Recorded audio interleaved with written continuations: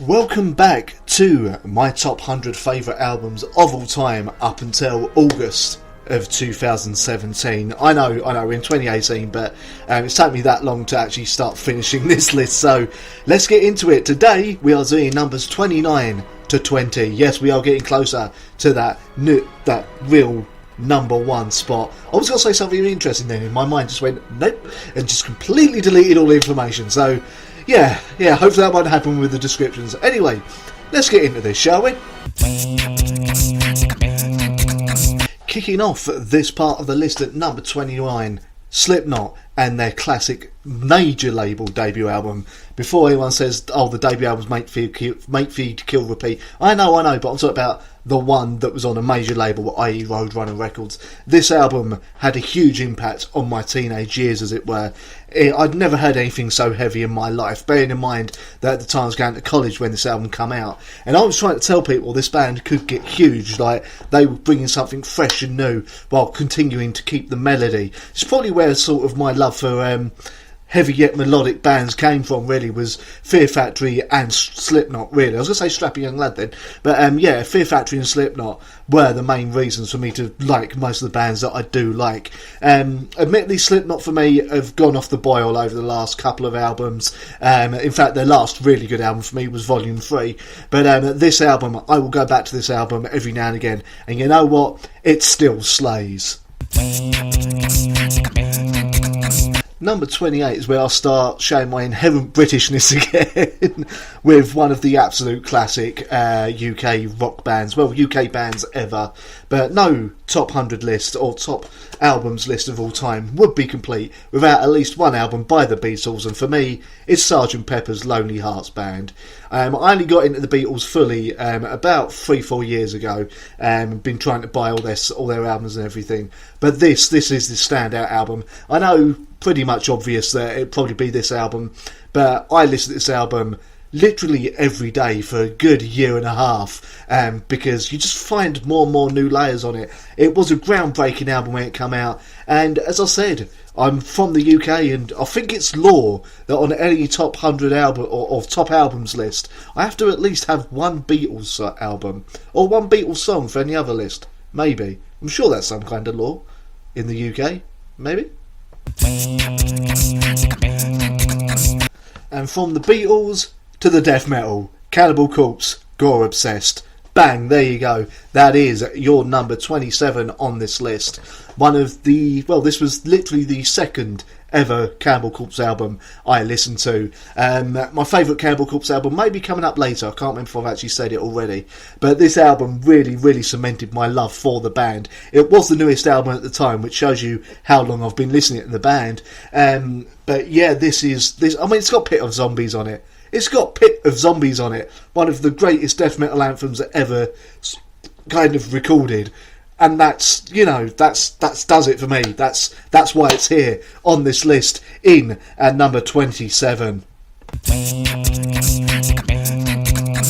In at number 26, we're going to start hitting up some post-punk with another one of my favourite bands. So much do I love this band, I actually have them tattooed on me.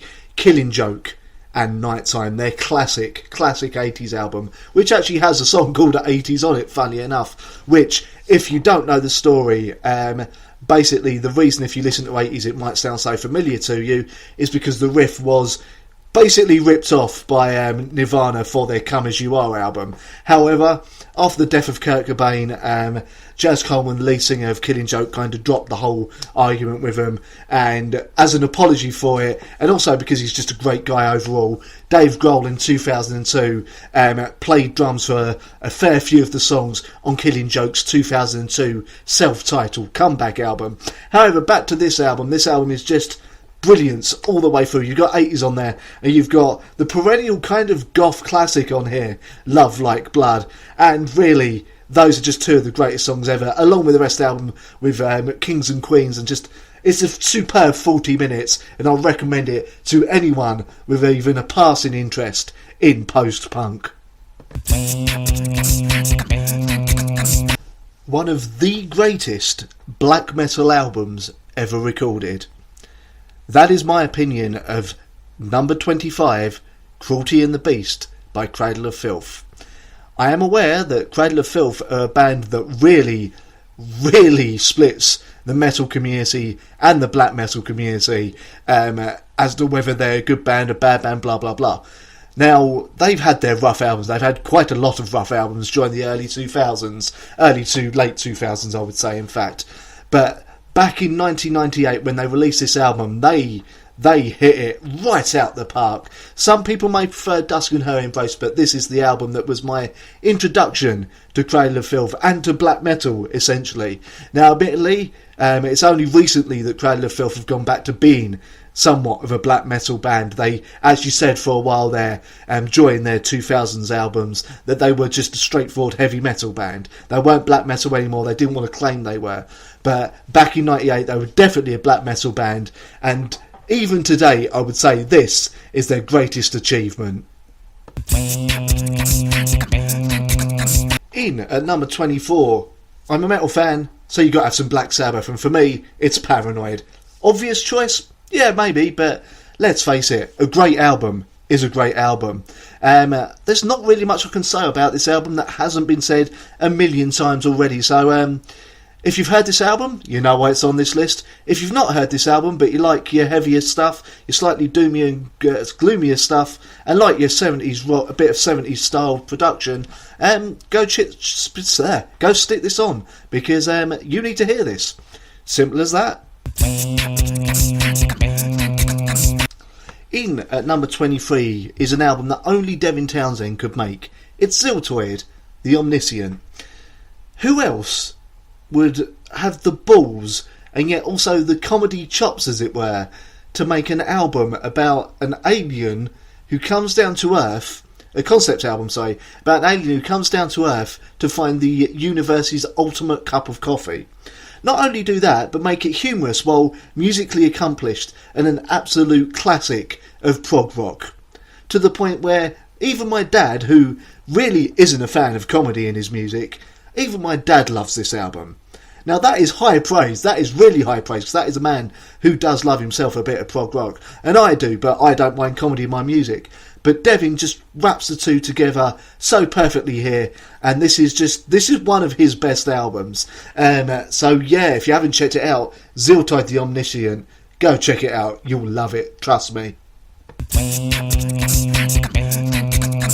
In at number 22 is a Canadian band. What can I say? I love me some Canadian metal. And it's Cobra and the Lotus and their second album, High Priestess. I literally picked this album up on a whim, to be honest with you, about 4 or 5 years ago when it first came out. Went to HMV, I had some money on me. I know good things about the band. I thought, you know what? Let's give them a listen. As I do every now and again, I'll hear things about a band. If I've got money, I'll pick up one of their albums and give them a go. This blew me the hell away, and now I've had the absolute pleasure of meeting and interviewing Cobra herself a few times, and she is a lovely, lovely lady. And you know what? This is how straightforward heavy metal should sound in 2017, 2018. This is full of anthems. It's got those higher pitched vocals. It's got the riffs. It's got everything you would want that just gets your blood pumping and singing along. So High Priestess by Cobra and the Lotus. Go check it out if you haven't already. At number 21, how can I put this? Black metal is generally an angry genre. And the UK has been producing angry black metal for a while. One of the proponents of that scene is a Noun A Frack. Here at number 21 is their latest album, The Whole of the Law. Now there is angry black metal. There's very angry black metal. There's blasphemous angry black metal. There's incredibly angry black metal. And then, just a step further than incredibly angry black metal, there's a Noun A Frack and The Whole of the Law. This drips so much heaviness and so much hatred for humankind that you can't help but be swept along by it and love every foul, disgusting, heavy second of this. This is an absolute masterclass in brutality and hatred of any kind of humanity. This is how black metal should be in 2018, and no one is going to come that close to being this heavy.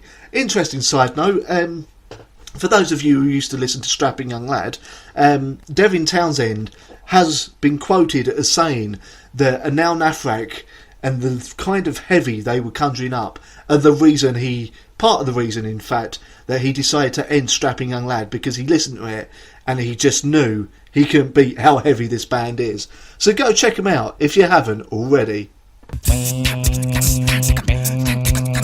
In at number 20, I spoke about them just now, funnily enough, Strapping Young Lad and Alien.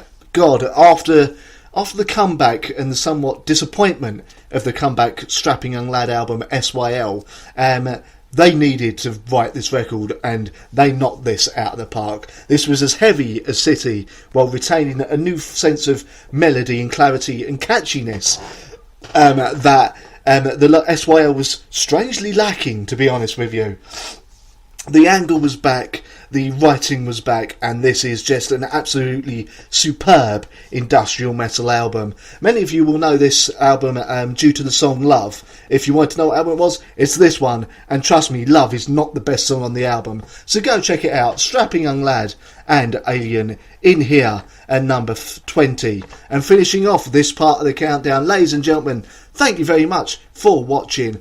If you look up on the screen now, you can see there's the link to my Patreon. Copy that into your browser, go to my Patreon if you wish to support the channel. Any monetary donations to help me buy better equipment and keep the channel running is very much appreciated. If you've got ideas as well for Patreon and rewards for the different pay grades on there, please let me know in the comments, because I've put some up, but I'm sure I can think of something better, but it's just not coming to mind. If there's things you would like to see me offering, then let me know in the comments. Anyway, thank you very much for watching. We are now into the last top 20 albums of my top 100 of all time, and that will be continuing very soon. So I will see you next time.